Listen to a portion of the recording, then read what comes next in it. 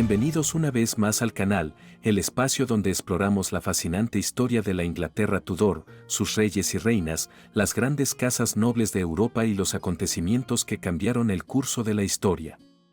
En cada video viajamos a través de los siglos para descubrir las vidas de monarcas, príncipes, reinas, cortesanos y personajes extraordinarios que marcaron su época, siempre basándonos en las fuentes y en las investigaciones históricas más reconocidas.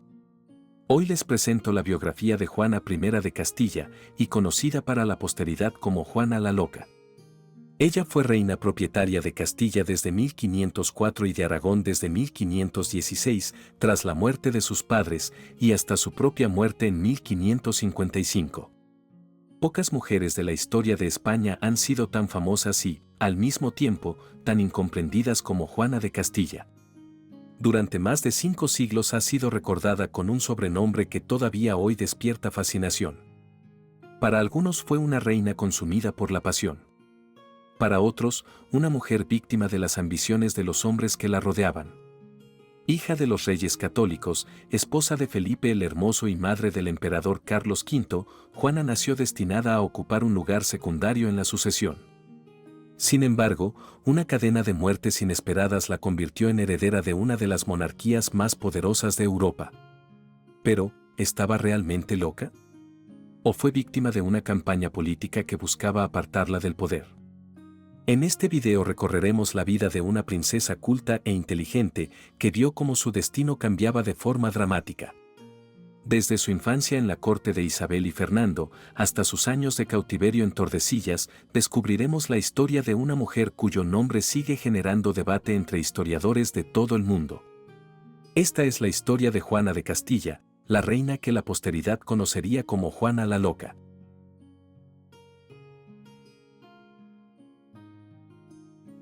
Juana de Castilla nació en Toledo, el 6 de noviembre de 1479, el mismo año en que su padre, Fernando de Aragón, heredó la corona aragonesa tras la muerte de su padre, Juan II. Fue la tercera hija superviviente de los reyes católicos, después de la infanta Isabel y del príncipe Juan, y recibió el nombre de San Juan, patrono de la familia real. Nadie imaginaba entonces que aquella niña, destinada en principio a desempeñar un papel secundario dentro de la política dinástica de su familia, acabaría heredando las coronas de Castilla y Aragón. Perteneciente a la casa de Trastámara, Juana creció rodeada de hermanos cuya vida también marcaría la historia de Europa. La precedían la infanta Isabel, futura reina de Portugal, y el príncipe Juan, heredero de los reyes católicos. Más tarde nacerían sus hermanas María, también futura reina de Portugal, y Catalina de Aragón, destinada a convertirse en reina de Inglaterra. Las dos menores serían sus compañeras habituales de juegos y de estudios durante la infancia. Las descripciones conservadas la presentan como una joven de tez clara, ojos castaños y cabello de tonalidad rojiza, entre rubio cobrizo y castaño rojizo, rasgos físicos que compartía con su madre, Isabel de Castilla, y con su hermana menor Catalina. Sin embargo, mucho más importante que su aspecto fue la educación excepcional que recibió en la corte de los reyes católicos.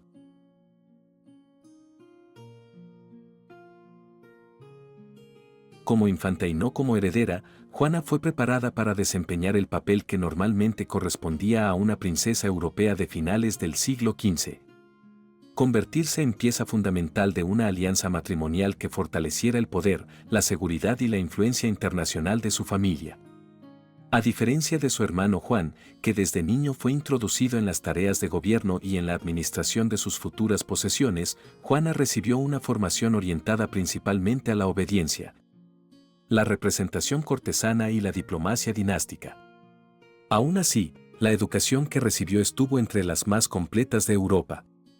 La reina Isabel supervisó personalmente la instrucción de todos sus hijos y procuró rodearlos de algunos de los mejores intelectuales de su tiempo. Entre los maestros que influyeron en la formación de Juana se encontraban el dominico Andrés de Miranda, la humanista Beatriz Galindo, conocida como la Latina, y destacados eruditos vinculados a la corte como Lucio Marineo Sículo, Antonio y Alejandro Geraldini y, más tarde, Pedro Mártir de Anglería. La propia reina intentó moldear el carácter de su hija según los principios religiosos y morales que guiaban su propia vida, tratando de convertirla en una princesa profundamente devota. La formación académica de Juana abarcó un amplio abanico de disciplinas. Estudió gramática, historia, geografía, genealogía, heráldica, filosofía, matemáticas, astronomía, derecho canónico y civil, lectura, escritura y lenguas clásicas. Entre los autores que conoció figuraban los poetas cristianos Juvenco y Prudencio, los padres de la Iglesia, San Ambrosio, San Agustín, San Gregorio Magno y San Jerónimo, y el filósofo romano Séneca, cuya obra gozaba de enorme prestigio entre los humanistas renacentistas. Su educación no se limitó al estudio intelectual. Aprendió las buenas maneras propias de la corte, la etiqueta palaciega, la danza, la música, el dibujo y diversas labores tradicionalmente consideradas apropiadas para una princesa, como el bordado, la costura, el encaje, el hilado y el tejido. También recibió formación práctica en tareas domésticas, incluyendo cocina y repostería, y destacó en juegos de estrategia como el ajedrez. La música ocupó un lugar especialmente importante en su vida. Las fuentes coinciden en señalar que poseía un talento notable para esta disciplina. Tocaba diversos instrumentos, entre ellos el clavicordio, la guitarra, el laúd y el monocordio, y era considerada una excelente cantante. Asimismo, recibió entrenamiento como amazona y desarrolló afición por actividades al aire libre como la cetrería y la caza, entretenimientos habituales entre la nobleza de la época. En el terreno lingüístico, Juana alcanzó una preparación poco común incluso para una princesa europea. Además del castellano, estudió otras lenguas romances de la península, incluyendo el catalán y el gallego portugués, y llegó a expresarse con fluidez en francés y latín. Aquella formación resultaría especialmente útil años después, cuando abandonara España para integrarse en la sofisticada corte borgoñona de los Habsburgo.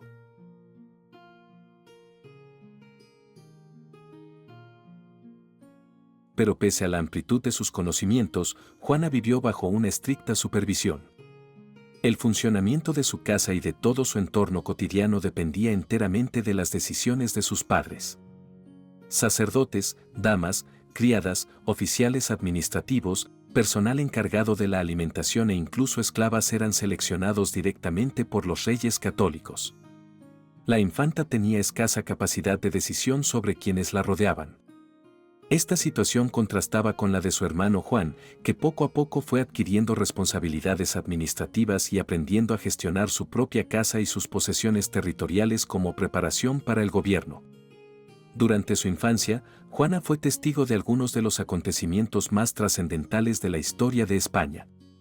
En enero de 1492 presenció el triunfo final de la Reconquista con la toma de Granada, que puso fin a casi 8 siglos de presencia política islámica en la península.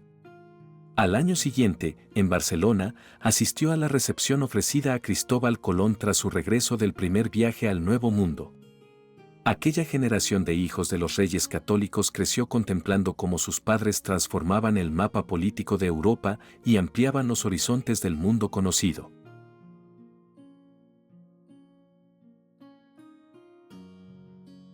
La vida familiar, sin embargo, no estuvo exenta de tensiones.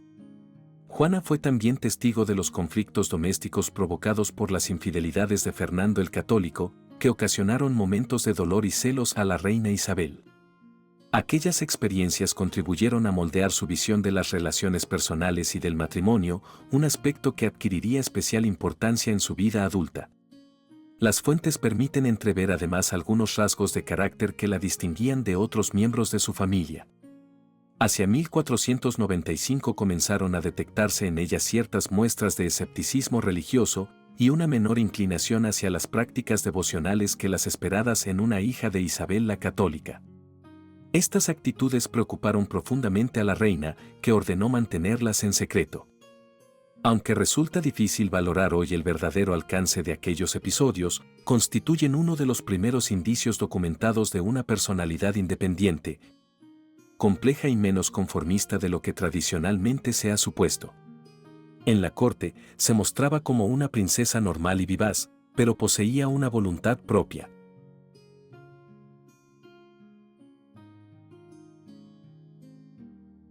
Uno de los episodios más llamativos de la juventud de Juana tuvo lugar hacia 1495, cuando la infanta contaba aproximadamente 15 años de edad. En una corte donde la religión impregnaba todos los aspectos de la vida cotidiana y donde la propia reina Isabel se consideraba defensora de la fe y reformadora de la Iglesia castellana, cualquier muestra de indiferencia religiosa resultaba motivo de preocupación. En el caso de Juana, aquella preocupación llegó a convertirse en un serio conflicto familiar. La principal fuente para este episodio es Pedro Mártir de Anglería, humanista italiano y miembro destacado de la corte de los Reyes Católicos. Según su testimonio, Juana comenzó a mostrar una actitud poco común hacia las prácticas religiosas. Se resistía a participar en determinados actos de culto y demostraba escaso entusiasmo por ceremonias y devociones que eran consideradas esenciales para una princesa cristiana de su rango. Aquella actitud alarmó profundamente a Isabel la Católica. Esta reina había supervisado personalmente la educación espiritual de todos sus hijos y consideraba la fe como el fundamento indispensable de la vida moral y política. La posibilidad de que una de sus hijas cuestionara o rechazara ciertas prácticas religiosas le parecía no solo un problema personal, sino también un riesgo para la reputación de la familia real. Pedro Mártir relata que Juana llegó a negarse obstinadamente a cumplir algunas obligaciones religiosas, provocando la intervención directa de su madre. Isabel ordenó que la joven infanta fuera obligada a obedecer y que no se cediera ante su resistencia. Las fuentes describen una larga confrontación de voluntades en la que Juana se mantuvo firme durante horas, negándose a someterse fácilmente a las órdenes recibidas.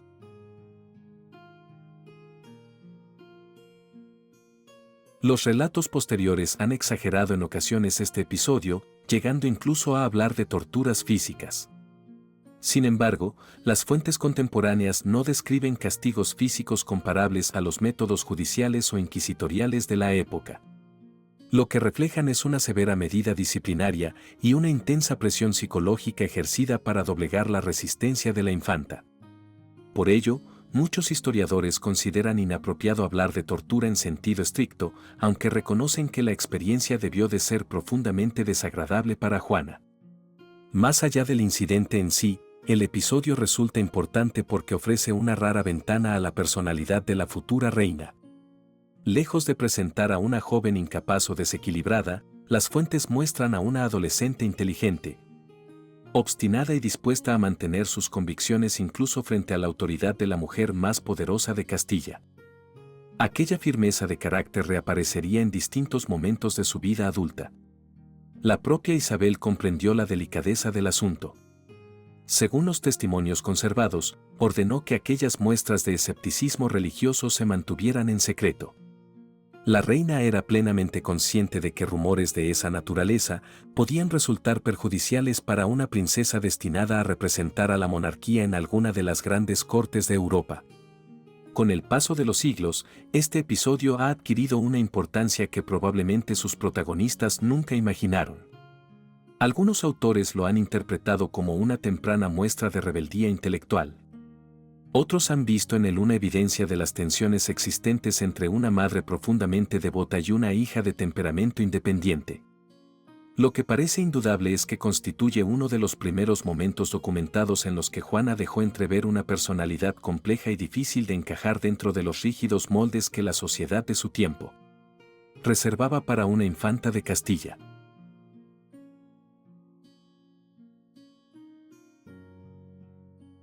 La fuerza política alcanzada por los reyes católicos, después de conseguir la unidad peninsular, el final de la Reconquista y el descubrimiento de América, les dieron un gran protagonismo en Europa. A partir de los años finales del siglo XV, lo que traería consigo el enfrentamiento con la poderosa Francia. Eso llevó a Fernando e Isabel a una política de alianzas matrimoniales con los otros reinos de la Europa occidental. Con Portugal, donde reinaron sucesivamente las infantas Isabel y María, con Inglaterra, a donde enviaron a la hija menor Catalina, y con los Países Bajos, con cuya casa vinculada a la de Austria. Concertaron los matrimonios de sus hijos Juan y Juana con los archiduques Margarita de Austria y Felipe el Hermoso.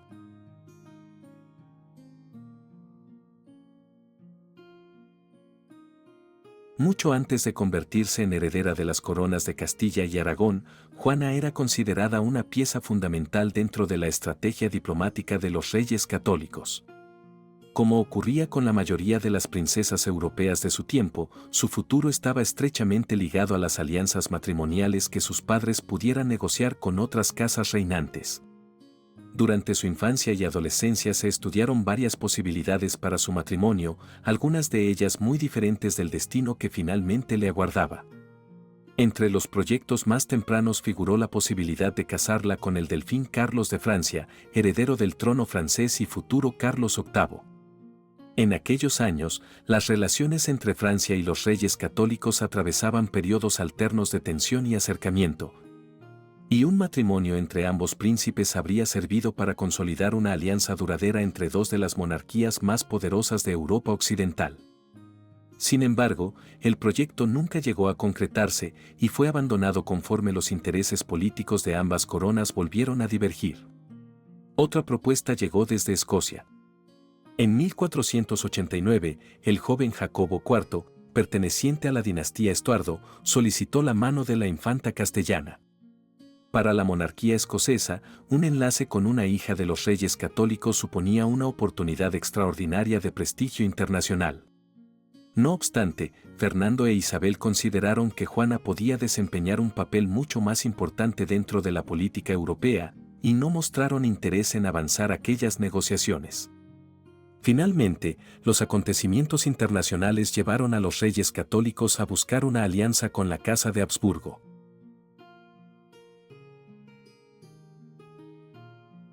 Las negociaciones con esta casa real culminaron el 20 de enero de 1495 con la firma de un tratado en Amberes que contemplaba un doble matrimonio.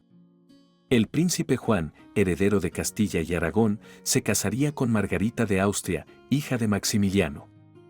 Mientras que la infanta Juana contraería matrimonio con Felipe de Borgoña, conocido posteriormente como Felipe el Hermoso. El acuerdo fue ratificado oficialmente meses después en Malinas y constituyó uno de los mayores éxitos diplomáticos de los reyes católicos.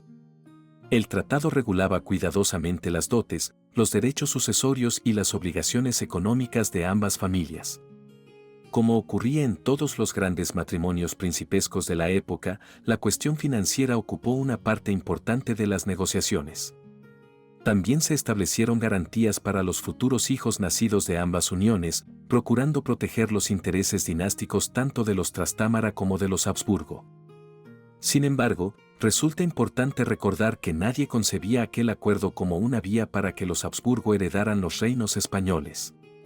En 1495 el príncipe Juan gozaba de buena salud, era el heredero indiscutible de los reyes católicos y acababa de convertirse en el centro de todas las esperanzas dinásticas de la monarquía.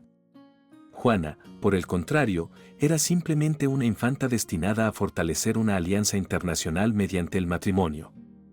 La historia, sin embargo, tomaría un rumbo inesperado.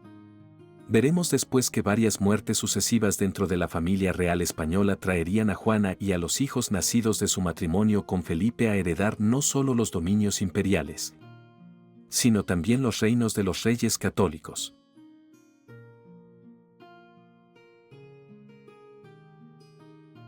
Una vez acordado el matrimonio con la Casa de Habsburgo, comenzaron los preparativos para la partida de Juana hacia los Países Bajos. Antes de abandonar Castilla, la infanta contrajo matrimonio por poderes con Felipe de Borgoña en el Palacio de los Vivero de Valladolid, el mismo lugar donde, 27 años antes, sus propios padres habían celebrado en secreto su boda. Era una ceremonia puramente formal, destinada a garantizar la validez jurídica de la unión antes del encuentro personal de los contrayentes. En el verano de 1496, Juana tenía 16 años. Felipe era algo más de un año mayor que ella. Había nacido en 1478 y contaba 18 años recién cumplidos. Ninguno de los dos se conocía. Como ocurría con la mayoría de los matrimonios dinásticos de la época, su unión había sido negociada por razones políticas y ambos iban a encontrarse por primera vez después de meses de preparativos diplomáticos. La despedida fue uno de los momentos más emotivos de la juventud de la infanta. Acompañada por la reina Isabel, Juana recorrió el camino hasta el puerto cántabro de Laredo, desde donde debía embarcar hacia el norte de Europa. Allí la aguardaba una flota extraordinaria. La expedición, organizada para impresionar a las cortes europeas y demostrar la fuerza de los reyes católicos, estaba formada por 20 navíos príncipes, entre ellos naos, carracas y carabelas, bajo el mando del almirante Fadrique Enríquez de Velasco y pilotados por Sancho de Bazán. A ellos se sumaban numerosos barcos mercantes que transportaban lana castellana hacia los mercados del norte. Los cronistas señalaron que se trataba de la mayor flota organizada por Castilla hasta entonces con fines pacíficos.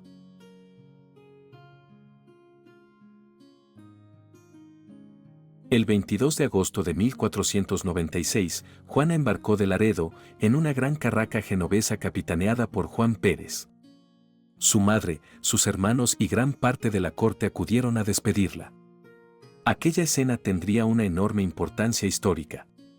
Salvo una breve visita a Inglaterra 10 años después, cuando volvió a encontrarse con su hermana Catalina, Juana nunca volvería a ver a la mayoría de sus hermanos. Tampoco volvería a contemplar a su madre, Isabel la Católica. La travesía por el Golfo de Vizcaya estuvo lejos de ser tranquila.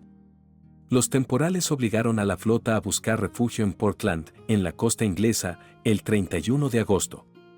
Una vez reanudado el viaje, surgieron nuevos problemas al aproximarse a Zelanda. Una de las grandes carracas genovesas encalló sobre bancos de arena y rocas cerca de Middelburg. En ella viajaban cientos de hombres y una parte importante del equipaje de la infanta, incluyendo vestidos, objetos personales y numerosos bienes destinados a la nueva archiduquesa. El buque tuvo que ser abandonado, aunque afortunadamente no se perdió la vida de la princesa.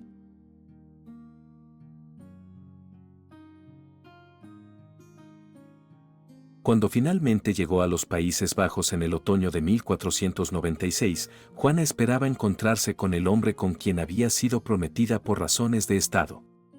Sin embargo, Felipe no acudió inmediatamente a recibirla. Detrás de aquella aparente descortesía se escondían importantes tensiones políticas.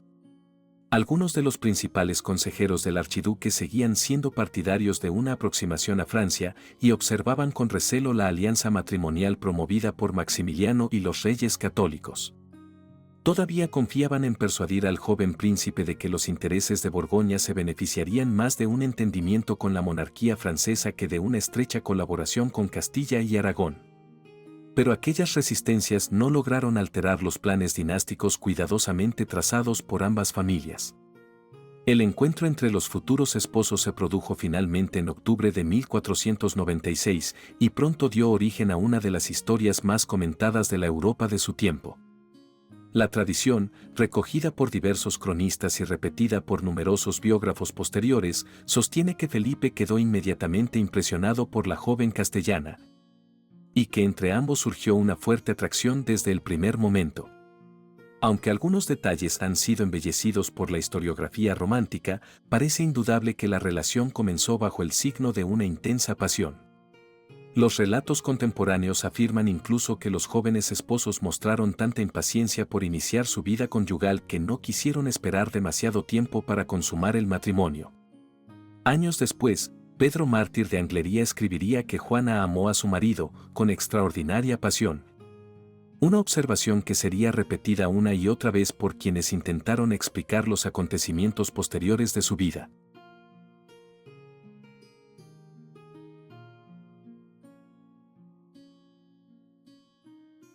La boda oficial se celebró finalmente el 20 de octubre de 1496 en la iglesia colegiata de San Gumaro, en la ciudad de Lier, cerca de Bruselas.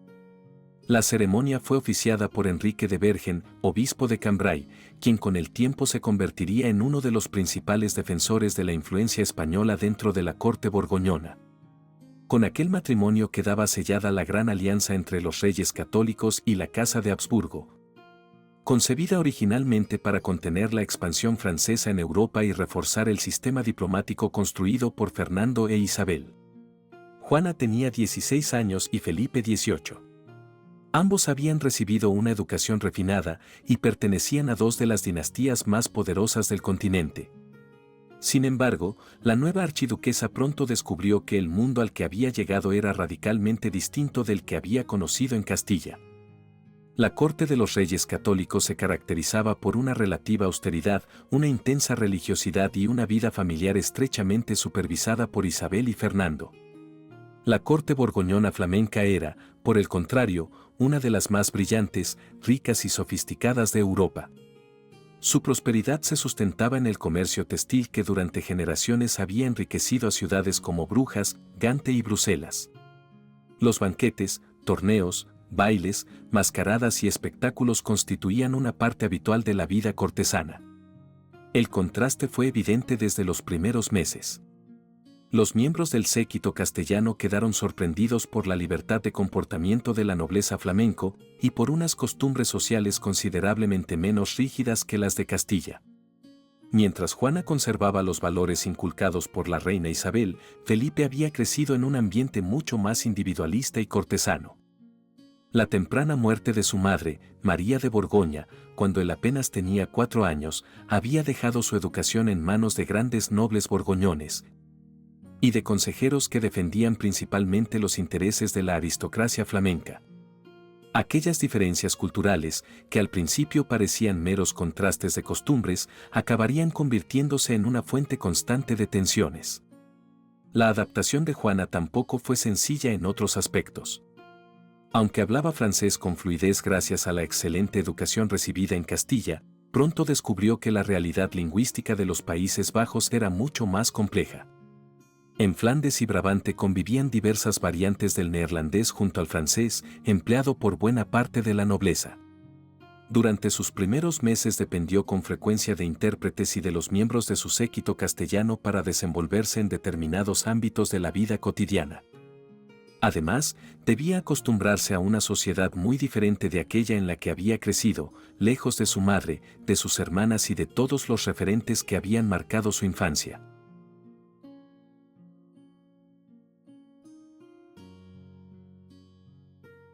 A pesar de estas dificultades, los primeros años del matrimonio parecen haber sido felices. Este hecho resulta importante porque contradice la imagen popular de una Juana permanentemente desgraciada o afectada por trastornos mentales desde su juventud. Las fuentes sugieren que se enamoró profundamente de Felipe y que vivió con entusiasmo su nueva vida en los Países Bajos. Los problemas que más tarde marcarían la relación aún no habían alcanzado toda su intensidad. La joven pareja estableció durante varios años su residencia principal en Bruselas. Allí comenzaron a nacer los hijos que convertirían a esta familia en una de las más influyentes de la historia europea. El 15 de noviembre de 1498 nació en Lovaina su primogénita, Leonor, llamada así en honor de Leonor de Portugal, abuela paterna de Felipe. Con el tiempo se convertiría en reina de Portugal y posteriormente en reina de Francia. La segunda gestación de Juana coincidió con un periodo especialmente intenso de su relación con Felipe. Las fuentes relatan que, a pesar de encontrarse en avanzado estado de embarazo, acompañó a su marido a diversas celebraciones cortesanas. El 24 de febrero de 1500 nació en Gante un hijo llamado Carlos, en honor de Carlos el Temerario, abuelo materno de Felipe. La tradición relata que el parto fue tan inesperado que sorprendió a Juana durante una fiesta celebrada en el Palacio de los Príncipes. Sin tiempo para retirarse a sus aposentos, la archiduquesa habría dado a luz precipitadamente en un retrete, circunstancia que los cronistas recordaron durante generaciones por tratarse del nacimiento del futuro emperador. Poco después, el 18 de julio de 1501, nació en Bruselas una segunda hija, Isabel, llamada así en honor de su abuela materna, Isabel la Católica. Esta Isabel acabaría convirtiéndose en reina de Dinamarca, Noruega y Suecia. Durante aquellos años, Bruselas se consolidó como la residencia principal de la familia y allí transcurrieron algunos de los momentos aparentemente más felices del matrimonio. La familia siguió creciendo rápidamente. En 1503 nació Fernando, que años más tarde heredaría la dignidad imperial y gobernaría como Fernando I del Sacro Imperio Romano Germánico. En 1505 nació María, futura reina de Hungría y Bohemia, y posteriormente gobernadora de los Países Bajos. Finalmente, el 14 de enero de 1507 vino al mundo Catalina, la menor de los hijos de la pareja, quien llegaría a convertirse en reina de Portugal. Felipe había muerto apenas unos meses antes, por lo que la pequeña Catalina nunca llegó a conocer a su padre. Fue el último fruto de aquella intensa y turbulenta pasión.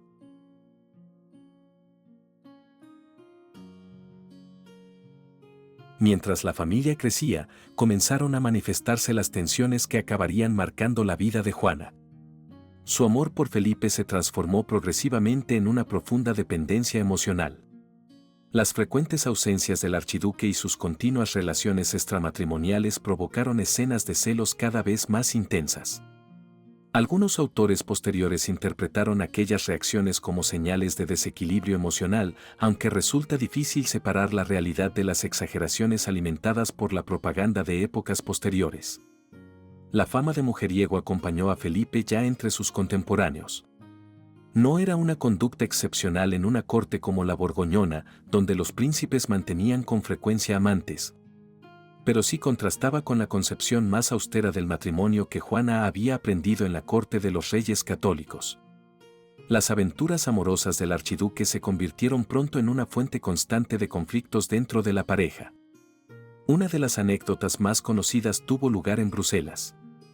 Según diversos relatos difundidos por cronistas y biógrafos posteriores, Juana sorprendió a una dama de la corte con la que sospechaba que Felipe mantenía una relación.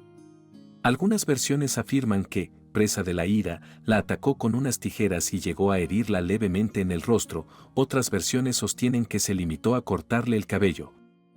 Un castigo especialmente humillante para una dama noble de la época. Aunque los detalles exactos varían según las fuentes y resulta difícil determinar cuánto hay de realidad y cuánto de leyenda, el episodio se convirtió en uno de los más citados por quienes posteriormente quisieron presentar a Juana como una mujer dominada por los celos. Más allá de esta anécdota, las fuentes contemporáneas describen una relación cada vez más problemática.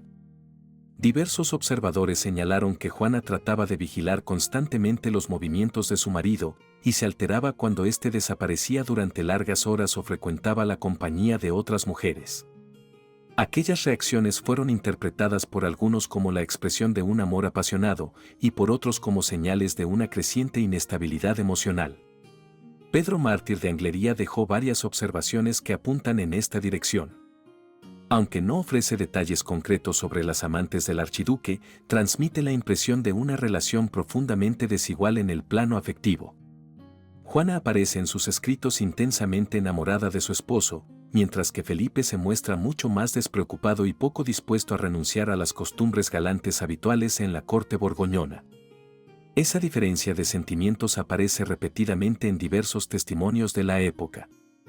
No resulta extraño, por tanto, que algunos cronistas castellanos vieran en la conducta de Felipe una de las causas del progresivo deterioro emocional de Juana. No porque consideraran necesariamente que estuviera enferma, sino porque entendían que las humillaciones, los desplantes y las ausencias sufridos por una esposa profundamente enamorada podían explicar muchas de las reacciones que más tarde contribuirían a forjar la imagen infame de loca.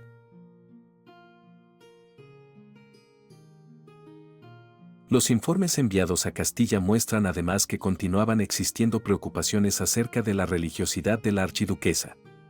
Diversos eclesiásticos y observadores comunicaron a los reyes católicos que Juana seguía mostrando cierta resistencia a confesarse con regularidad y a asistir a misa. Una actitud que recordaba los episodios de su adolescencia y que continuaba inquietando especialmente a la reina Isabel.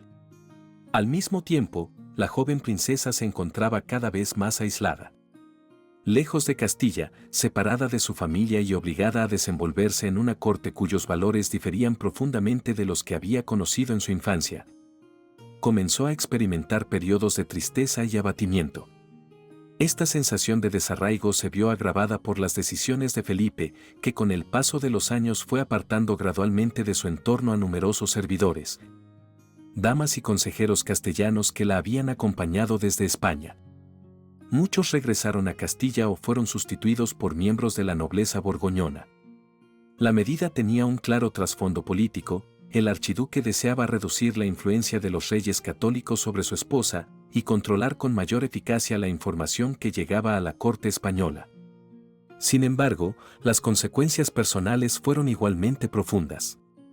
Privada de buena parte de las personas que habían formado parte de su vida desde la infancia, Juana quedó cada vez más sola en un ambiente extranjero que nunca llegó a sentir plenamente como propio. Las fuentes describen así una etapa marcada por altibajos emocionales, alternando momentos de intensa felicidad junto a Felipe con episodios de angustia, desesperación y enfrentamientos conyugales cada vez más frecuentes. Algunos testimonios afirman que, cuando las discusiones alcanzaban un punto crítico, el propio archiduque optaba por ponerles fin ordenando que Juana permaneciera recluida en sus aposentos hasta recuperar la calma, una práctica que no hizo sino aumentar el sentimiento de soledad y frustración que comenzaba a apoderarse de ella.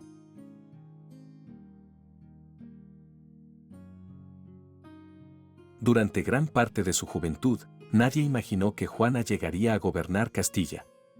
Cuando nació en 1479, ocupaba una posición relativamente alejada de la sucesión. Por delante de ella se encontraban su hermana mayor Isabel y, sobre todo, su hermano Juan, príncipe de Asturias, cuidadosamente educado para convertirse algún día en rey. Sin embargo, el destino de la dinastía Trastámara quedó marcado por una serie de tragedias sucesivas que alteraron por completo los planes de los reyes católicos. El primer golpe llegó con la muerte del príncipe Juan en Salamanca, el 4 de octubre de 1497. El heredero, sobre quien se habían depositado durante casi 2 décadas las esperanzas de la monarquía, fallecía a los 19 años. La sucesión pasó entonces a manos de la infanta Isabel, reina de Portugal. La tragedia volvió a repetirse poco después, ya que Isabel murió en 1498 tras dar a luz a un hijo, Miguel de la Paz, llamado a convertirse algún día en soberano de Castilla, Aragón y Portugal. Durante unos meses pareció que el plan dinástico de los reyes católicos sobreviviría en aquel niño. Pero el pequeño Miguel falleció en Granada en el año 1500, antes de cumplir los 2 años. La desaparición sucesiva de Juan, Isabel y Miguel transformó radicalmente la situación. La tercera hija de los reyes católicos, que jamás había sido preparada para gobernar, se convirtió de repente en heredera de los reinos hispánicos. Como señalaron varios cronistas, el destino de la monarquía había quedado en manos de una princesa a la que nadie había imaginado sentada en el trono. La noticia tuvo una enorme repercusión en Flandes. Felipe comprendió inmediatamente el alcance político del cambio. Según diversas fuentes, comenzó a utilizar junto a Juana títulos vinculados a Castilla, incluso antes de que la sucesión quedara plenamente consolidada. Algunos contemporáneos consideraron aquella actitud una falta de respeto hacia la memoria del difunto príncipe Juan. A ojos de muchos castellanos, Felipe parecía más interesado en la herencia que en el luto de la familia real.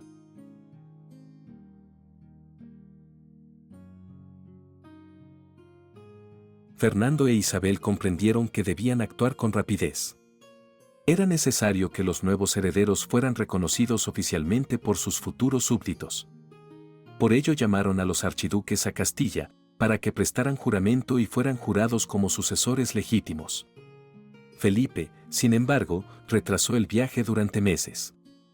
Finalmente emprendió la marcha a finales de 1501.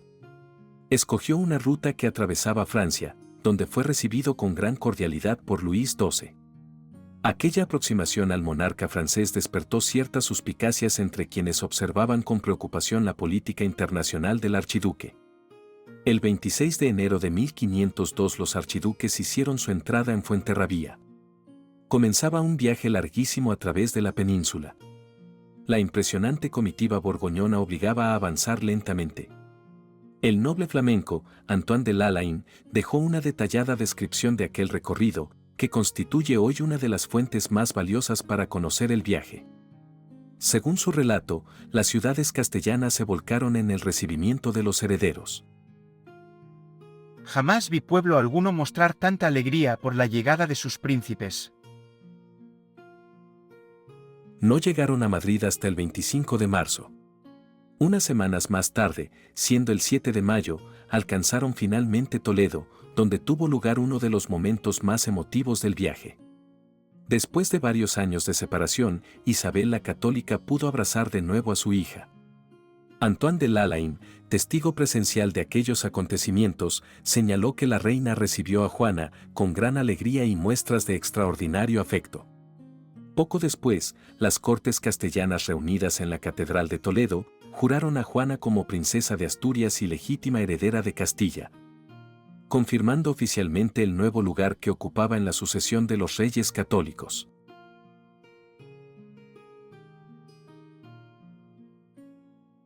La cuestión fue más compleja en Aragón.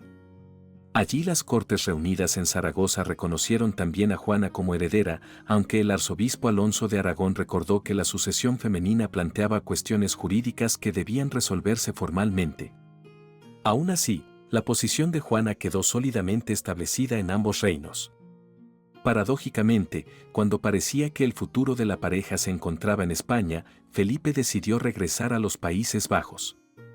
Lo hizo en diciembre de 1502, antes incluso de las fiestas navideñas. Juana, embarazada, suplicó acompañarlo. Pero el avanzado estado de gestación y la dureza del invierno castellano hacían imposible el viaje. Aquella separación tuvo profundas consecuencias. Las fuentes describen a una Juana sumida en una gran tristeza. Lejos de su marido y de los hijos que permanecían en Bruselas, comenzó a mostrar un comportamiento que preocupó a quienes la rodeaban. La reina Isabel ordenó que su hija permaneciera en el castillo de la Mota, en Medina del Campo, mientras se resolvía la cuestión de su regreso a Flandes. Juana interpretó aquella decisión como una forma de confinamiento y acabó enfrentándose abiertamente a su madre. La Mota era una imponente fortaleza de ladrillo, una de las residencias más importantes de la corona castellana. Allí tuvo lugar un episodio que impresionó profundamente a los contemporáneos y que más tarde sería citado con frecuencia por quienes defendían la existencia de un desequilibrio mental en la princesa. Según relató la propia Isabel, su hija permaneció durante horas en el recinto exterior del castillo, descalza y sin ropa adecuada para protegerse del frío, negándose a entrar pese a encontrarse en avanzado estado de gestación. La reina afirmaba que su hija permaneció allí hasta aproximadamente las 2 de la madrugada de una de las noches más frías del año. Con aquella actitud, Juana pretendía presionar a su madre para que le permitiera partir hacia Flandes y reunirse con Felipe. Finalmente, ella logró que Isabel accediera a escuchar sus demandas, pero el incidente causó una profunda preocupación en la corte. La propia reina llegó a comentar que el comportamiento de su hija no era en manera alguna propio de su estado, una observación que revela hasta qué punto el episodio la había impresionado. El llamado episodio de la Mota constituye el primer acontecimiento público que alimentó la futura leyenda de Juana la Loca. Para algunos contemporáneos fue una prueba evidente de desequilibrio emocional.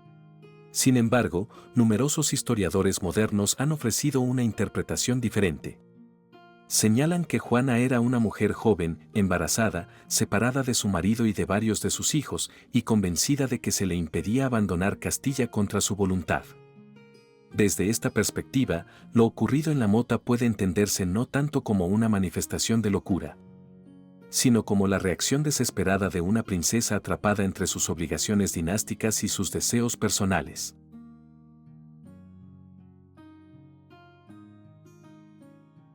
El 10 de marzo de 1503 nació en Alcalá de Henares un nuevo hijo de la pareja. Recibió el nombre de Fernando en honor a su abuelo materno, el rey Fernando el Católico. Aquel niño sucedería a su hermano Carlos como emperador del Sacro Imperio Romano Germánico bajo el nombre de Fernando I. El nacimiento de este infante no consiguió, sin embargo, aliviar la angustia que dominaba a Juana desde la partida de Felipe. Separada de su marido y de varios de sus hijos, que permanecían en los Países Bajos, la princesa vivía cada vez con mayor impaciencia su permanencia en Castilla. Los episodios ocurridos en la Mota habían deteriorado la relación con su madre, y la corte observaba con preocupación el estado emocional de la heredera. Para Juana, la prioridad seguía siendo una sola: regresar junto a Felipe. Durante meses insistió una y otra vez en que se le permitiera abandonar Castilla. Finalmente, Isabel terminó cediendo. En la primavera de 1504 comenzaron los preparativos para el viaje y en junio Juana llegó de nuevo a los Países Bajos. El reencuentro con Felipe fue apasionado, pero la situación política que los rodeaba había cambiado profundamente. Mientras ella había permanecido en Castilla, el destino de la monarquía hispánica había comenzado a depender cada vez más de su persona.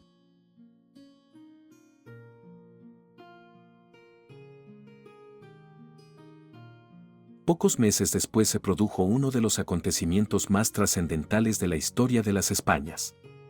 El 26 de noviembre de 1504 falleció la reina Isabel la Católica en Medina del Campo. Con ella desaparecía una de las figuras políticas más extraordinarias de la Europa de su tiempo. La soberana que había completado la conquista de Granada, patrocinado los viajes de Cristóbal Colón y transformado para siempre el destino de Castilla. La muerte de Isabel cambió radicalmente la posición de Juana. Hasta entonces había sido princesa de Asturias y heredera de la corona. Pero desde aquel momento se convertía en reina propietaria de Castilla por derecho propio. Su nombre figuraba ya en los documentos oficiales como Juana, reina de Castilla, León, Granada y los demás territorios heredados de su madre. Y porque la dicha princesa doña Juana, mi hija, es la legítima heredera universal de todos mis reinos y señoríos, mando que después de mis días suceda en ellos, y los herede según derecho. Y si la dicha princesa, mi hija, no quisiere o no pudiere entender en la gobernación de estos mis reinos, o estando ausente de ellos, mando que el rey mi señor administre, gobierne y rija los dichos mis reinos y señoríos hasta que el infante don Carlos, mi nieto, tenga edad legítima para gobernar.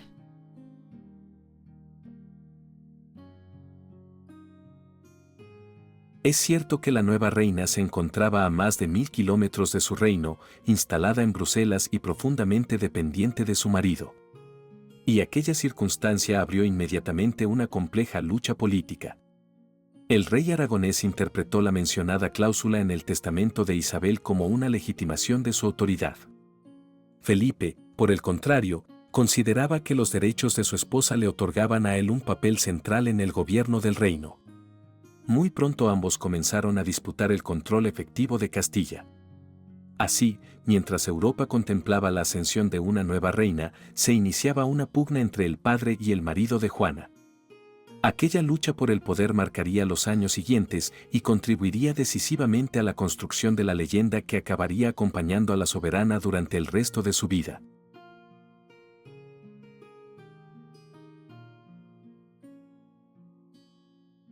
Pronto comenzaron a circular informes que cuestionaban la capacidad de Juana para gobernar.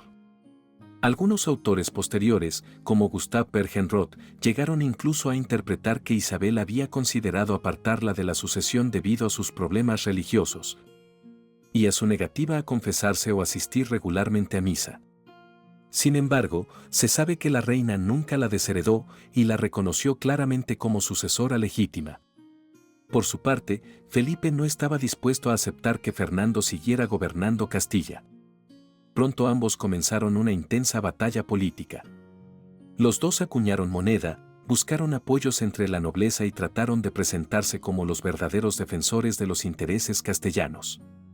En este contexto surgió una cuestión que sigue dividiendo a los historiadores hasta nuestros días: la salud mental de la reina. Muchos estudiosos han sostenido que la presunta locura de Juana obedecía, al menos en parte, a una construcción política. Dado que suponía un obstáculo para que Felipe o Fernando ejercieran el control absoluto sobre Castilla, su inhabilitación beneficiaba a ambos.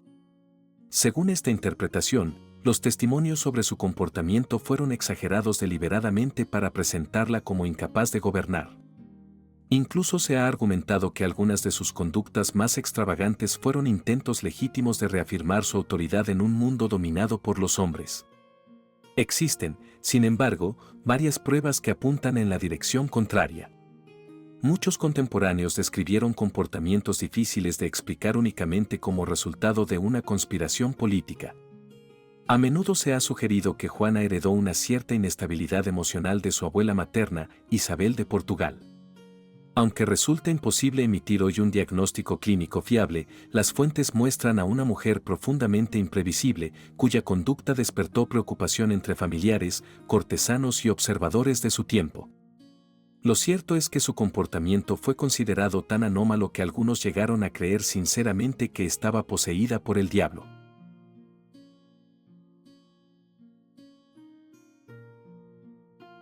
Por ahora, en 1505 se alcanzó una solución provisional mediante la Concordia de Salamanca, que establecía una fórmula de gobierno compartido entre Fernando, Felipe y Juana. Sin embargo, ninguno de los implicados estaba realmente satisfecho con aquel acuerdo. Mientras tanto, los archiduques permanecían en Bruselas. Allí, el 15 de septiembre de 1505, Juana dio a luz a una hija llamada María, en honor de María de Borgoña, la madre de Felipe. Aquella niña se convertiría con el tiempo en reina de Hungría y Bohemia y en una de las mujeres más influyentes de la Europa del siglo XVI. Durante esos mismos meses, Fernando tomó una decisión que alteró profundamente el panorama político. Contrajo matrimonio con Germana de Foix, sobrina de Luis XII de Francia. Muchos castellanos interpretaron la boda como un intento de engendrar un nuevo heredero que desplazara a Juana y a Felipe de la sucesión aragonesa. Lejos de debilitar a los archiduques, aquella decisión reforzó el apoyo que recibían en Castilla.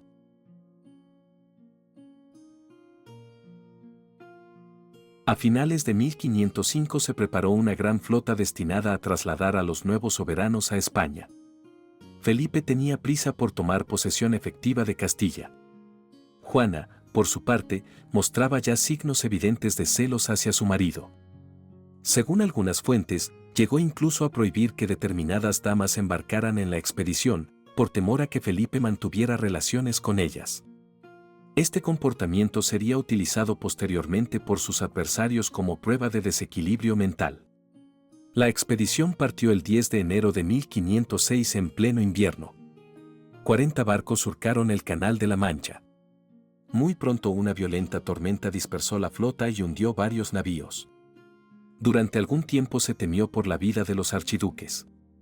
Finalmente consiguieron alcanzar las costas inglesas y se refugiaron en Inglaterra.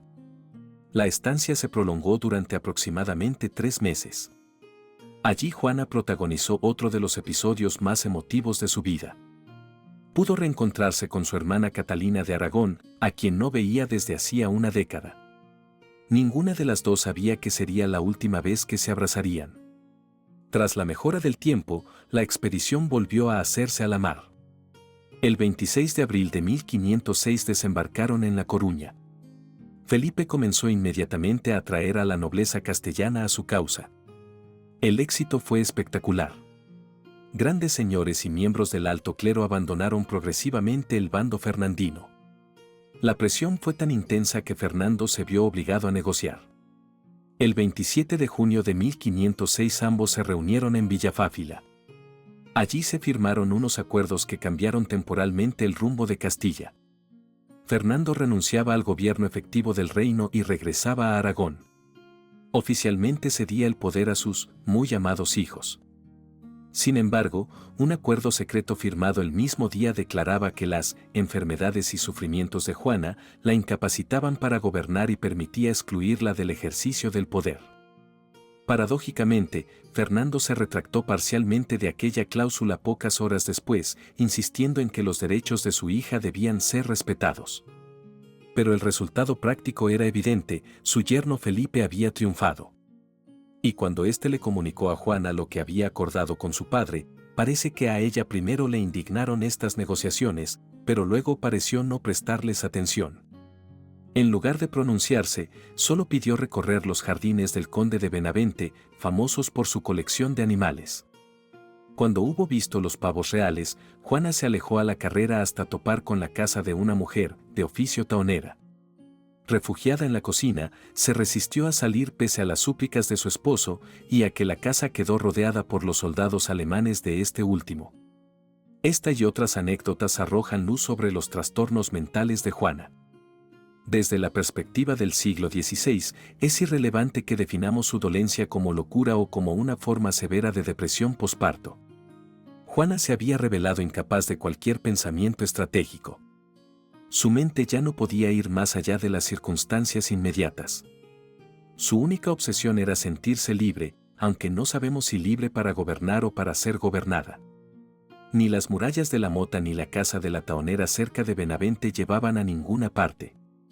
Fue el 12 de julio de 1506, cuando las Cortes reunidas en Valladolid juraron conjuntamente a Felipe y Juana como reyes de Castilla y León, reconociendo además al pequeño Carlos como heredero.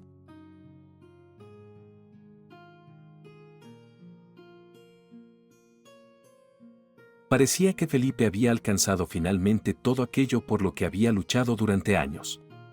Sin embargo, apenas unas semanas después de su triunfo, la fortuna volvió a cambiar de rumbo. Y es que en el Palacio de los Condes de Bels, en Burgos, el 25 de septiembre de 1506 le sorprendió al archiduque la muerte, tras una enfermedad de apenas 5 días de duración. La causa más probable fue una fiebre tifoidea, aunque desde el primer momento circularon rumores de envenenamiento. Muchos señalaron a Fernando el Católico como posible responsable, acusación que jamás pudo demostrarse, pero que revela hasta qué punto la rivalidad política entre suegro y yerno había dividido a Castilla. La muerte del rey provocó una profunda conmoción en Juana.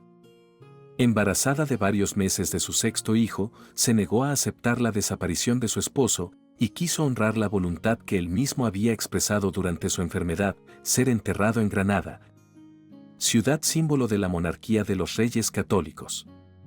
Felipe también había manifestado el deseo de que su corazón fuera enviado a Bruselas, petición que finalmente se cumplió. En aquellos momentos Castilla atravesaba una situación extremadamente delicada. Felipe había muerto, el heredero, el futuro Carlos V, era apenas un niño de 6 años que permanecía en Flandes, Fernando se encontraba en Aragón, y la autoridad de la reina era cuestionada por buena parte de la nobleza.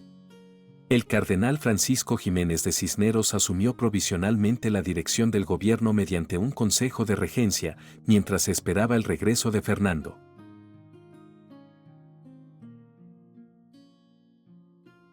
Juana, por su parte, decidió acompañar personalmente el féretro de Felipe. Aquella determinación daría origen a algunos de los episodios más célebres y más controvertidos de su biografía. En avanzado estado de gestación, Juana decidió acompañar personalmente el féretro de su esposo con la intención de trasladarlo desde Burgos hasta Granada, donde Felipe había expresado su deseo de ser enterrado.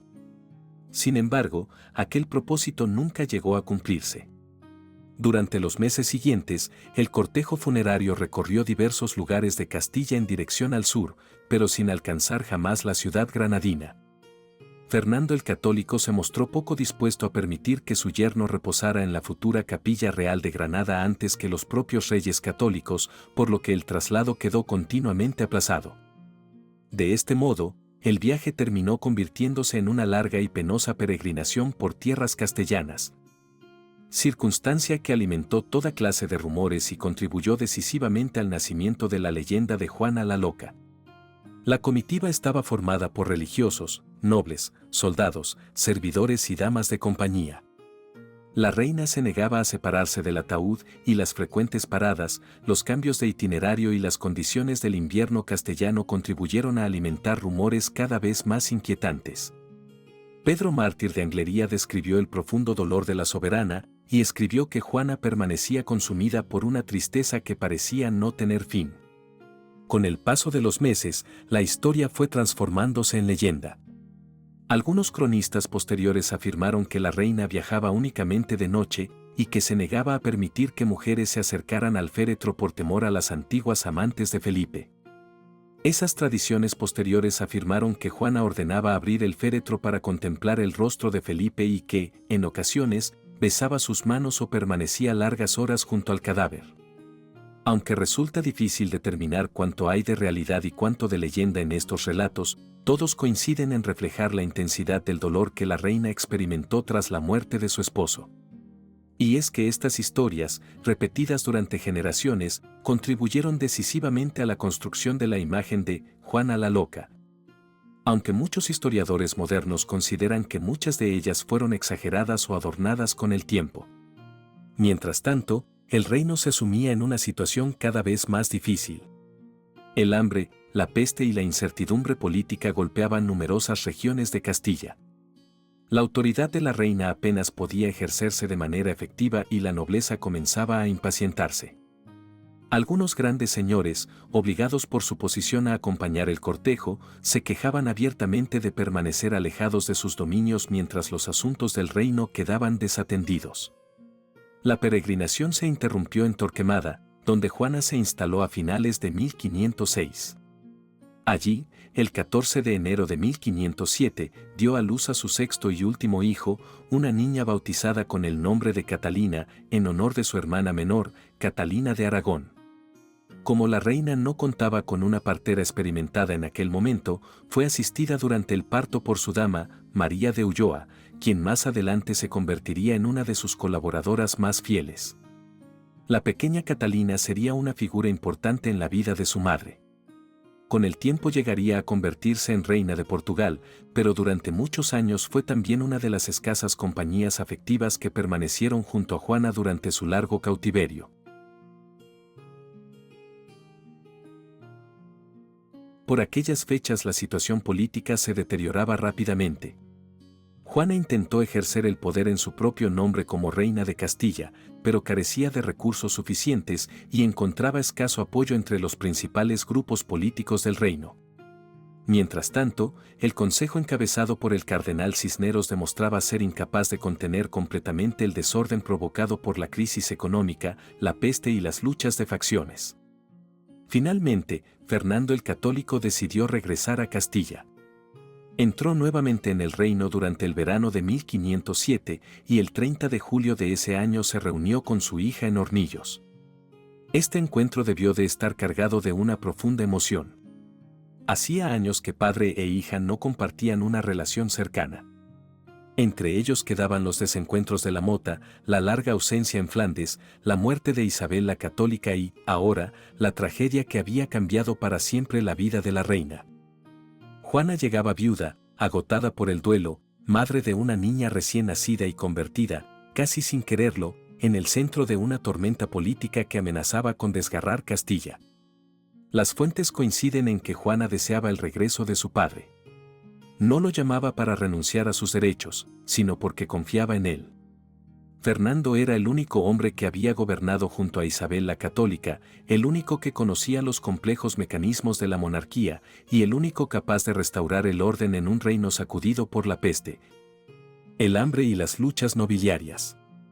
Tras la muerte de Felipe, Juan esperaba encontrar en su padre un apoyo, un consejero y un aliado. Resulta fácil imaginar la escena. La hija que había perdido a su marido y el padre que había perdido a su esposa se reencontraban en medio de una crisis dinástica sin precedentes. Ambos compartían el peso del duelo y la incertidumbre del futuro. Durante unos instantes, quizá pareció posible reconstruir juntos la obra que Isabel había dejado inconclusa. Pero aquella esperanza escondía una amarga ironía. Mientras Juana veía llegar al padre en quien podía apoyarse para gobernar, Fernando regresaba convencido de que solo él debía gobernar. La reina esperaba ejercer el poder con su ayuda, el rey aragonés estaba decidido a ejercerlo en su lugar. El abrazo entre ambos marcó el final de una etapa, pero también el comienzo de otra mucho más oscura. Porque la hija que recibía a Fernando como su principal sostén acabaría descubriendo que el hombre en quien más confiaba se convertiría, poco a poco, en quien la apartaría del gobierno de los reinos que legítimamente le pertenecían.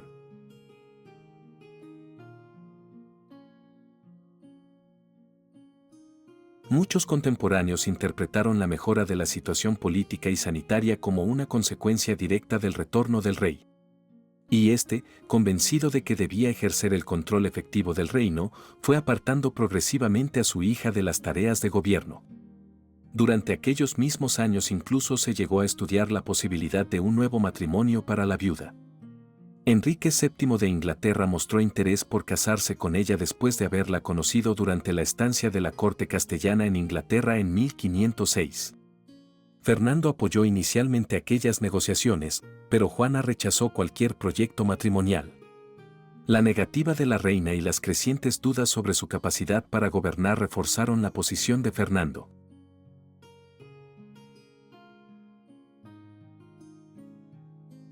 El regreso de este rey a Castilla en 1507 marcó el inicio del progresivo apartamiento de Juana del ejercicio efectivo del poder. Ya vimos que padre e hija se encontraron en Hornillos en julio de aquel año.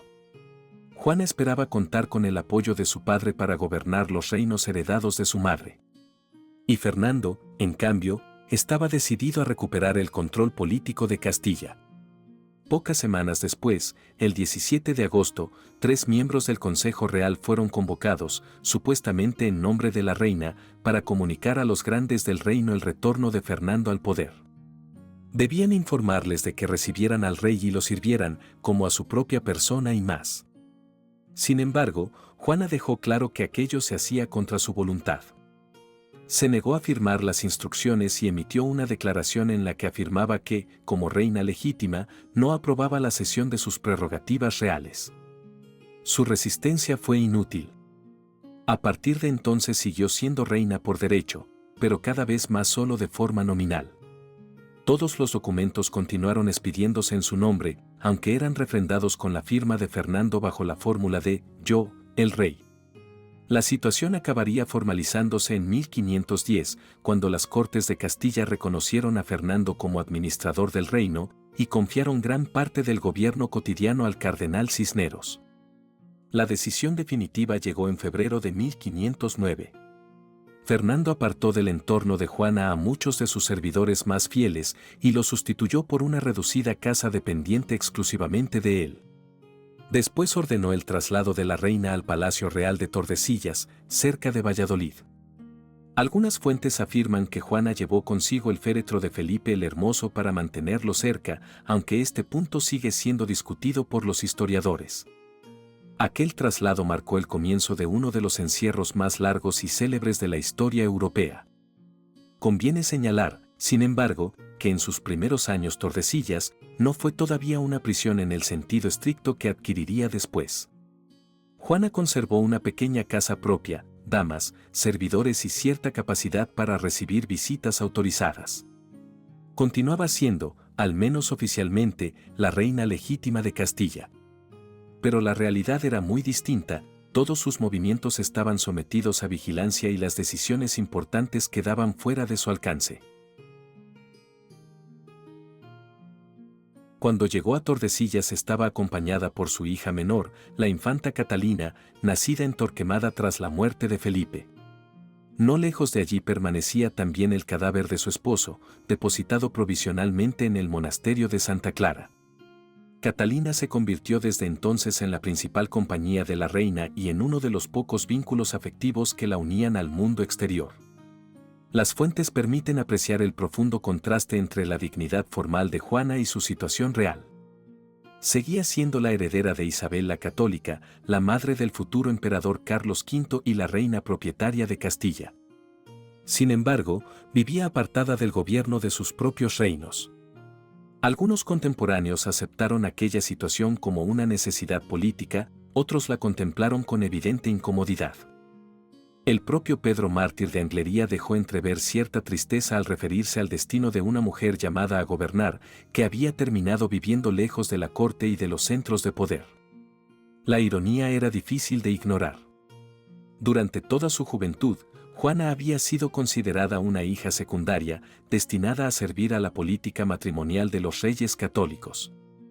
Luego, la muerte de su hermano Juan, de su hermana Isabel y de su sobrino Miguel de la Paz la convirtió en heredera de una de las mayores monarquías de Europa. Finalmente, cuando la corona llegó a sus manos, fue apartada de ella. El primer responsable de su custodia fue Mosén Luis Ferrer. Su situación no era sencilla. Temía constantemente que la reina muriese bajo su vigilancia, y llegó a reconocer que había usado de violencia en alguna ocasión para preservarle la vida, pues se negaba a tomar alimento. Las denuncias por malos tratos terminaron llegando al cardenal Cisneros, que decidió destituirlo en 1516. Su sustituto, Hernán Duque de Estrada, mostró una actitud mucho más humana. Hombre culto y observador, Estrada escribió a Cisneros que Juana era capaz de mantener largos periodos de lucidez cuando se la trataba con paciencia. En una de sus cartas dejó una observación particularmente reveladora. Lo que no cabe dudar es cuánto conviene razonarla con amor, porque si se quiere torcer su voluntad por fuerza, todo se desbarata.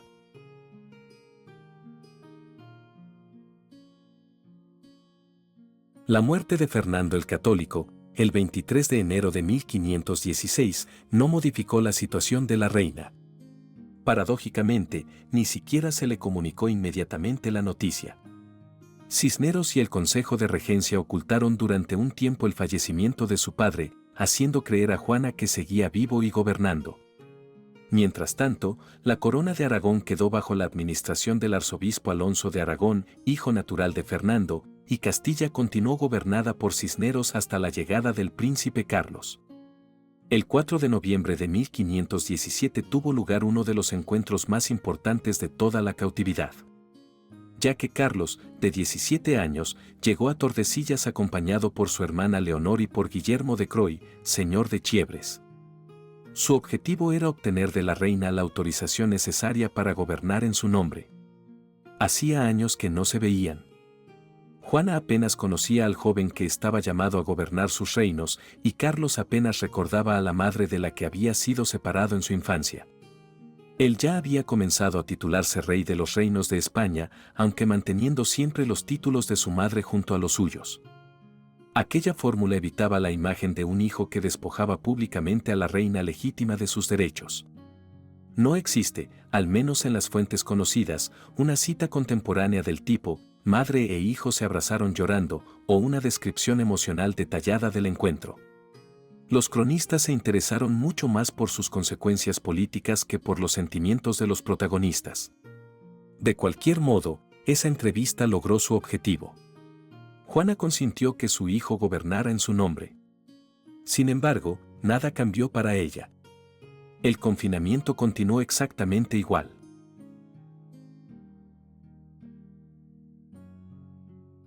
Carlos amplió además la política de ocultación iniciada por Fernando.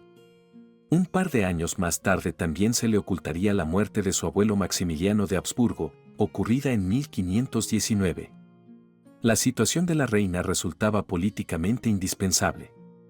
Su confinamiento servía para legitimar el gobierno de su padre primero y de su hijo después. Si algún día se demostraba que Juana era plenamente capaz de gobernar, los adversarios de la nueva dinastía podrían acusarlos de haber usurpado el poder. Por esa razón, la figura de la reina adquirió una enorme importancia durante la revuelta de las comunidades de Castilla. Los comuneros intentaron apoyarse en su autoridad para legitimar su movimiento frente a Carlos. De este episodio les hablaré pronto. Algunos historiadores han señalado que tanto Fernando como Carlos mostraron un gran interés en borrar las huellas documentales del cautiverio. De hecho, no se conserva la correspondencia entre Fernando y Luis Ferrer, y existen indicios de que parte de la documentación posterior fue destruida deliberadamente. Incluso Felipe II ordenó quemar determinados papeles relacionados con su abuela. Gracias a documentos administrativos conservados, como las cuentas del tesorero Ochoa de Landa, ha sido posible reconstruir parcialmente la vida cotidiana de la reina en Tordesillas. Durante los primeros 11 años la situación pareció inmutable. Entonces, en 1520, ocurrió algo extraordinario. El creciente descontento provocado por la política de Carlos V y la influencia de sus consejeros flamencos desembocó en la rebelión de las comunidades de Castilla. Los comuneros afirmaban defender las antiguas libertades del reino y denunciaban que los intereses castellanos estaban siendo sacrificados en beneficio de una política imperial ajena a la tradición de los reyes católicos. En aquel contexto, la figura de Juana adquirió una importancia inmensa. Si la reina apoyaba el movimiento, éste obtendría una legitimidad incuestionable. Antes de que los comuneros llegaran a Tordesillas, Antonio de Rojas Mandique, obispo de Mallorca y representante del gobierno real, intentó obtener de Juana una declaración contra la rebelión. Pero ésta se negó a firmar y pidió que se le presentaran por escrito las propuestas concretas. Aquella respuesta frustró los planes de la regencia. Poco después, las tropas comuneras dirigidas por Juan de Padilla entraron en Tordesillas. Era el 29 de agosto de 1520. La Junta Santa Comunera se instaló en la ciudad y reconoció a Juana como legítima soberana de Castilla. Padilla explicó a la reina que el movimiento pretendía acabar con los abusos de los flamencos y devolverle la autoridad que le pertenecía. Se dice que Juana respondió: Sí, sí, estad aquí a mi servicio, y avisadme de todo y castigad a los malos. Aquellas palabras provocaron un entusiasmo enorme entre los comuneros. Muchos creyeron que la causa estaba ganada. La Junta trasladó su sede a Tordesillas y convirtió a la reina en el centro de su estrategia política. Los testimonios de la época resultan sorprendentes. Personas que llevaban años describiéndola como incapacitada comenzaron a afirmar que Juana parece otra. Conversaba con los procuradores, se interesaba por los asuntos públicos y pronunciaba discursos considerados razonables. Pero existía un problema fundamental. Los comuneros necesitaban algo más que palabras. Necesitaban la firma de la reina. Si Juana firmaba los acuerdos de la Junta, la legitimidad de Carlos podía quedar seriamente comprometida. El cardenal Adriano de Utrecht comprendió perfectamente el peligro y escribió: Si firmase Su Alteza, sin duda alguna todo el reino se perderá. Sin embargo, Juana nunca estampó su firma.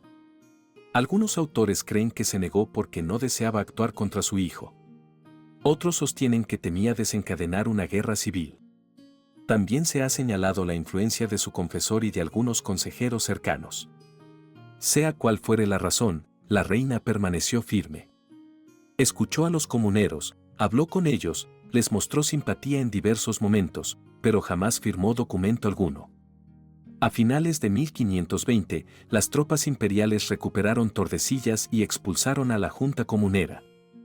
El marqués de Denia fue restituido en su cargo y Juana volvió a su condición de reina cautiva. La breve esperanza de recuperar su libertad y ejercer nuevamente el poder había terminado. Privados de la legitimidad que les otorgaba la presencia de la reina, los comuneros vieron debilitarse progresivamente su posición. La guerra llegó a su desenlace el 23 de abril de 1521. Cuando las fuerzas de la Santa Junta fueron derrotadas en la batalla de Villalar por el ejército realista dirigido por Íñigo Fernández de Velasco y Mendoza, condestable de Castilla y gobernador del reino en ausencia de Carlos V. Las consecuencias de la derrota fueron decisivas. Al día siguiente fueron ejecutados los principales dirigentes comuneros, entre ellos Juan de Padilla, Juan Bravo y Francisco Maldonado. Aunque la resistencia continuó en algunos lugares, especialmente en Toledo, bajo el liderazgo de María Pacheco, hasta febrero de 1522, Villalar marcó el final efectivo de la rebelión. Tras la derrota de los comuneros y el fracaso del único intento serio de devolverle el ejercicio efectivo del poder, Juana volvió a quedar bajo la estricta vigilancia de sus guardianes en Tordesillas. Su hijo se aseguró de mantener el control de la situación y de impedir que la reina volviera a desempeñar un papel político relevante. Aunque seguía siendo la legítima soberana de Castilla y Aragón, el gobierno continuó ejerciéndose en su nombre. Las condiciones de su cautiverio siguieron siendo duras. Su hija Catalina, que permanecía junto a ella, denunció la situación en cartas dirigidas al emperador. En una de ellas afirmaba que a su madre ni siquiera le permitían pasear por el corredor que daba al río. Y la encierran en su cámara, que no tiene luz ninguna. Durante aquellos años, la pequeña Catalina se convirtió en el principal apoyo emocional de la reina. Desde su nacimiento en Torquemada, en 1507, había compartido con su madre el largo encierro de Tordesillas. Para Juana, la joven infanta representaba mucho más que una hija, era el último vínculo vivo con su difunto marido y con la vida que había perdido. Sin embargo, en 1525 Carlos V decidió casar a su hermana con Juan III de Portugal. Catalina abandonó Tordesillas para convertirse en reina de Portugal y marchó a Lisboa. La separación constituyó uno de los golpes más dolorosos de la vida de Juana. A partir de entonces comenzó una etapa de soledad mucho más profunda que se prolongaría durante los 30 años restantes de su existencia.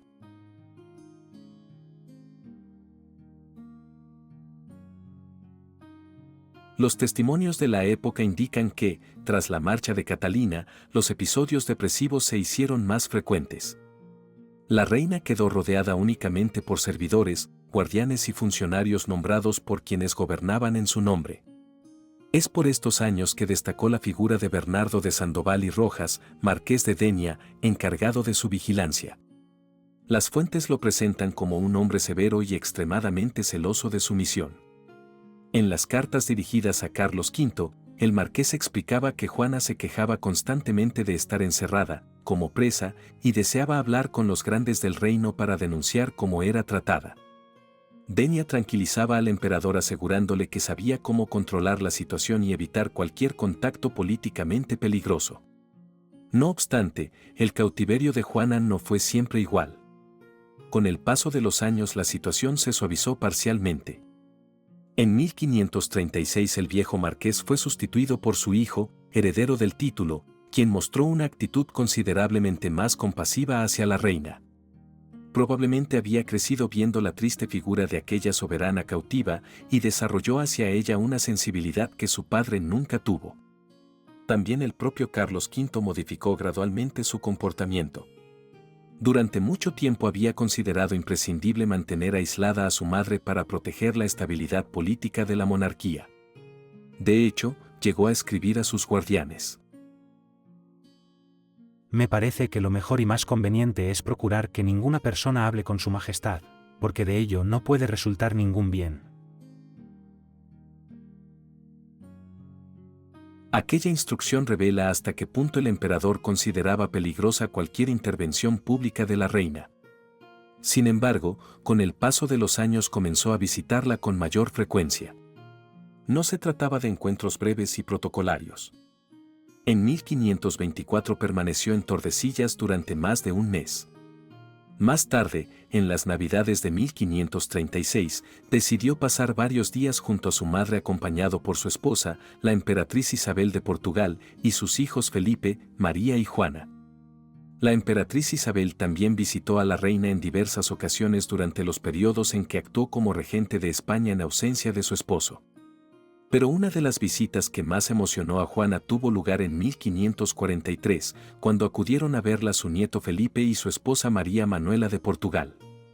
La joven princesa portuguesa era hija de Catalina, y su presencia devolvía a la reina recuerdos de la hija a la que no había vuelto a ver desde su partida hacia Lisboa. Estos encuentros familiares matizan la imagen tradicional de una reina completamente abandonada.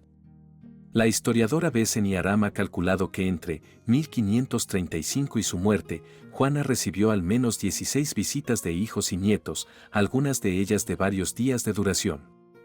Todos parecían convencidos de que ella sufría algún tipo de enajenación mental.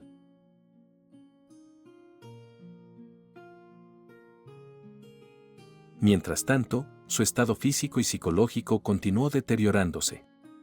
Algunas fuentes afirman que llegó a convencerse de que ciertas religiosas encargadas de atenderla pretendían matarla. También se hizo cada vez más difícil conseguir que comiera, durmiera con regularidad, se bañara o cambiara de ropa. La higiene personal se convirtió en un problema constante. A estas dificultades se sumaron graves dolencias físicas. Una caída la dejó prácticamente inmóvil de cintura para abajo.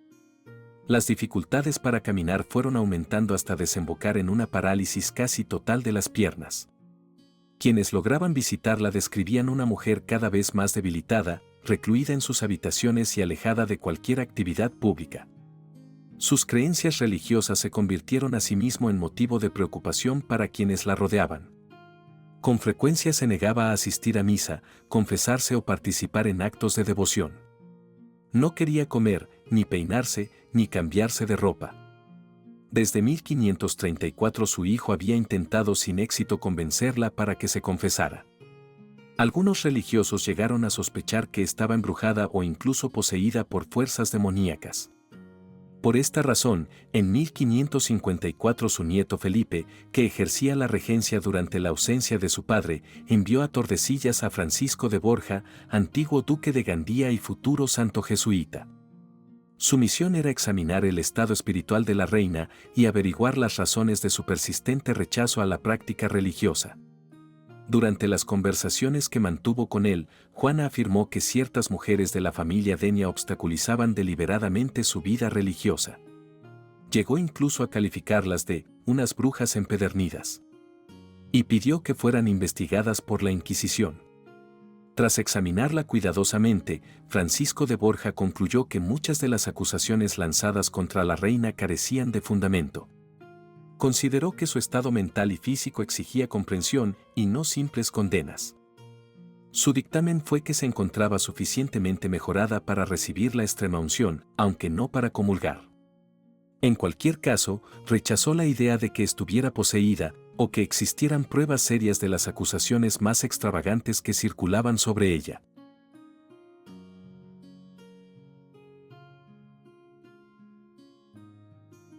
Finalmente, el Viernes Santo, 12 de abril de 1555, Juana murió en el Palacio de Tordesillas a la edad de 75 años, después de haber pasado 46 años recluida. Había sobrevivido a sus padres, a su esposo, a una hija y a buena parte de la generación que había protagonizado el nacimiento de la España de los Reyes Católicos. Según la tradición recogida por Francisco de Borja, sus últimas y balbucientes palabras fueron: «Jesucristo crucificado, ayúdame». O según otra versión conservada por algunas fuentes, «Jesucristo crucificado sea conmigo». Con aquellas palabras concluía una existencia marcada por el amor, la pérdida, la soledad y el confinamiento. La villa de Tordesillas celebró las correspondientes exequias fúnebres, cuyos registros se conservan en su archivo municipal. Posteriormente, sus restos fueron trasladados a la Capilla Real de Granada, el panteón dinástico fundado por los Reyes Católicos, donde reposan junto a los de sus padres, su esposo Felipe y su sobrino Miguel de la Paz. El destino quiso que, después de décadas de separación, sufrimientos y controversias, Juana descansara finalmente junto a las personas que más habían marcado su vida y su destino. Reina legítima de Castilla durante más de medio siglo, pasó la mayor parte de su vida apartada del poder que le pertenecía por derecho. Su figura continúa dividiendo a los historiadores. Para unos fue una mujer gravemente enferma, para otros, una soberana utilizada por quienes necesitaban gobernar en su nombre. Quizá la verdad se encuentre en algún punto intermedio. El legado de Juana I de Castilla continúa siendo objeto de debate más de 5 siglos después de su muerte. Durante gran parte de la Edad Moderna prevaleció la versión oficial, según la cual la reina había sido apartada del gobierno debido a una grave enfermedad mental que la incapacitaba para reinar. Ya los cronistas de la época dejaron testimonios que parecen apuntar en esa dirección. Pedro Mártir de Anglería, por ejemplo, describió a una mujer consumida por la tristeza y el aislamiento, afirmando en su Opus Epistolarum que la reina vagaba como si hubiera perdido la razón, rechazaba el alimento, evitaba el trato con los demás y permanecía encerrada en una profunda melancolía. Sin embargo, la naturaleza exacta de aquella enfermedad sigue siendo una cuestión abierta. A lo largo de los siglos se le han atribuido diagnósticos muy diversos: melancolía, depresión severa, psicosis, esquizofrenia hereditaria o trastorno esquizoafectivo. Algunos autores han señalado además la posible influencia de antecedentes familiares, recordando que su abuela materna, Isabel de Portugal, también sufrió graves trastornos emocionales durante su viudez. Otros historiadores, en cambio, consideran que cualquier evaluación debe tener en cuenta las circunstancias excepcionales de su vida, como la muerte prematura de sus seres queridos, las infidelidades de su esposo Felipe, los conflictos políticos, las largas separaciones familiares y, sobre todo, los 46 años de confinamiento en Tordesillas. El gran giro historiográfico se produjo en el siglo XIX, cuando el investigador alemán Gustav Bergenroth localizó documentación en Simancas y otros archivos, que cuestionaba la imagen tradicional de una reina completamente incapacitada. Desde entonces, numerosos estudios han planteado la posibilidad de que la supuesta locura de Juana fuera exagerada o utilizada políticamente por quienes gobernaron en su nombre. Más recientemente, autoras como María Lara Martínez han defendido la imagen de una soberana injustamente apartada del poder, mientras que historiadoras como Besen y Aram han propuesto interpretaciones más matizadas. Esta última sostiene que, aunque Juana mostró comportamientos que preocupaban a sus contemporáneos y probablemente sufrió importantes problemas emocionales, su verdadera importancia histórica radica en haber protegido los derechos dinásticos de sus descendientes. Incluso durante la revuelta comunera, cuando tuvo la oportunidad de respaldar un movimiento que podía enfrentarse a su hijo Carlos, ella prefirió no actuar contra la continuidad de la dinastía Habsburgo.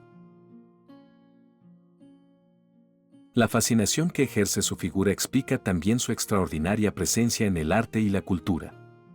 Durante el romanticismo se convirtió en el símbolo de la mujer consumida por una pasión amorosa imposible.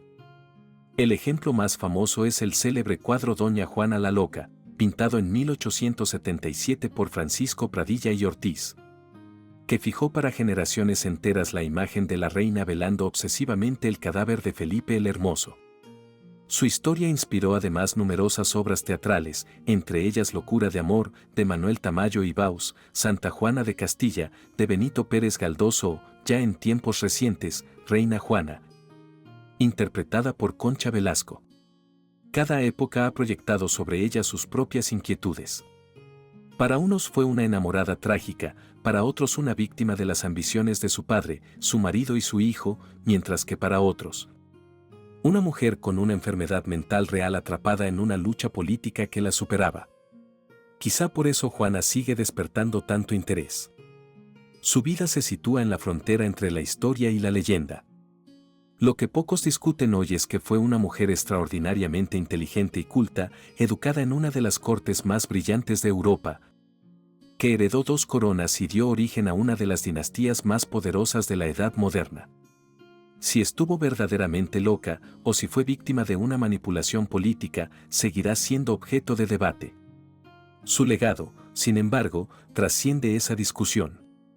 Juana fue hija de los reyes católicos, esposa de Felipe el Hermoso, madre de Carlos V y reina legítima de Castilla durante más de medio siglo. Ninguna interpretación de su vida puede reducirse únicamente a la palabra que la posteridad terminó colocando junto a su nombre: la loca.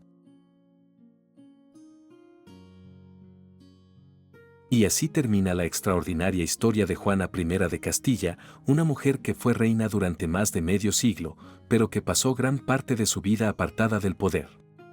Ahora quiero conocer tu opinión. ¿Crees que Juana estaba realmente incapacitada para gobernar o fue utilizada por su padre, su esposo y su hijo para apartarla del poder? Y una segunda pregunta, si Felipe el Hermoso hubiera vivido más tiempo, ¿habría cambiado el destino de Juana y de España? Déjame tu respuesta en los comentarios. Me encanta leer sus opiniones y debatir con ustedes sobre estos personajes históricos tan fascinantes. Si te gustó este video, no olvides darle me gusta, suscribirte al canal y activar la campanita para no perderte los próximos episodios. Y si quieres apoyar el proyecto y acceder a contenido exclusivo, investigaciones adicionales y estrenos anticipados, considera unirte como miembro del canal. Gracias por acompañarme una vez más en este viaje por la historia. Nos vemos en el próximo video. Hasta entonces.